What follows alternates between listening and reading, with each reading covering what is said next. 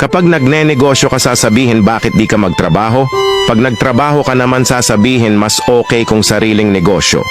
Pag bumili ka ng motor sasabihin sana kotse na lang binili mo. Pag kotse binili mo sasabihin inuuna pa kotse kesa sa bahay. Kapag maliit bahay mo sabihin kaliit naman pinagawa mo. Pag nagpagawa ka ng malaki sasabihin gastos, pwede naman maliit na lang. Kapag nag-avail ng installment sasabihin wala sigurong pang cash. Kapag bumili ka ng cash, sasabihin sayang dapat hinulugan mo na lang pwede mo pa magamit yung pera mo sa negosyo. Kahit anong gawin mo, masasabi talaga yung mga taong nalulungkot sa kasiyahan ng iba.